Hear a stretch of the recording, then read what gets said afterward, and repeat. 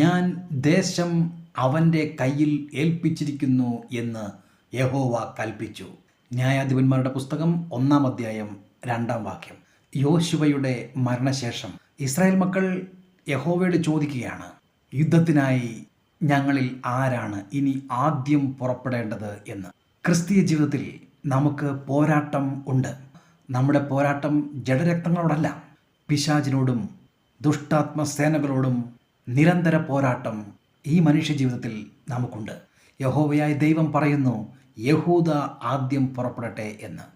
മാത്രമല്ല, ഞാൻ ദേശം അവൻ്റെ കയ്യിൽ ഏൽപ്പിച്ചിരിക്കുന്നു എന്ന് യഹോവ കൂട്ടിച്ചേർക്കുകയാണ്. ഈ യുദ്ധം നാം പോരാടി ജയിക്കേണ്ടുന്ന ഒരു യുദ്ധമല്ല. സൈന്യങ്ങളുടെ കർത്താവായ ദൈവം പിശാചിൻ്റെ തലയെ തകർത്തിരിക്കുകയാണ്. മനുഷ്യരായ നാം ഈ ഭൂമിയിൽ ജീവിക്കുമ്പോൾ ദൈവത്തിന് വിരോധമായ വഞ്ചന പരത്തിക്കൊണ്ട് പിശാച് മനുഷ്യവർഗത്തോട് ഇടപെട്ടുകൊണ്ടിരിക്കുകയാണ്. ഈ ലോക ജീവിതത്തിൽ പിശാചിനാൽ വഞ്ചിക്കപ്പെട്ട് പരാജയം രുചിച്ചവർ തളർന്നു പോകുമ്പോൾ അവരുടെ വീഴ്ചയ്ക്ക് കാരണം അവർ ദൈവത്തെ അറിയുന്നില്ല. ദൈവത്തിൻ്റെ വചനത്തിൽ ഉള്ളടങ്ങിയിരിക്കുന്ന ശക്തിയും ദൈവവചനത്തിൻ്റെ ആഴവും അവർ തിരിച്ചറിയുന്നില്ല. ഞാൻ ദേശം അവൻ്റെ കയ്യിൽ നൽകിയിരിക്കുന്നു എന്നാണ് ദൈവം പറയുന്നത്. നമ്മെ പരാജയപ്പെടുത്തുവാൻ ശത്രുവിന് കഴിയുകയില്ല. എന്നാൽ വഞ്ചിക്കുന്ന വാക്കുകളെ കൊണ്ട് നമുക്ക് മുന്നിൽ പരാജയത്തിൻ്റെ ദൃശ്യങ്ങൾ നൽകുവാൻ അവന് കഴിയും.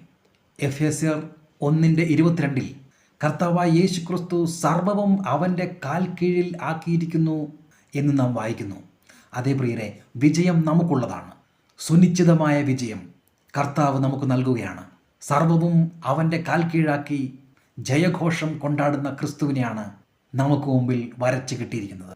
ദൈവത്തിൻ്റെ മഹത്വത്തെ കുറച്ച് കാണിക്കുന്ന സാത്താൻ്റെ വാക്കുകൾക്ക് ചെവി കൊടുക്കുന്നവരായി നാം അധപ്പതിച്ചു പോകരുത്.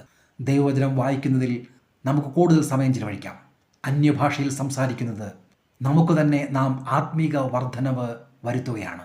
ആത്മശക്തിയുള്ള മനുഷ്യരായി വിജയകരമായ ഒരു ക്രിസ്തീയ ജീവിതം നയിക്കുവാൻ ദൈവത്തിൻ്റെ വചനത്തിൽ നമുക്ക് അടിയുറച്ച് വിശ്വസിക്കാം.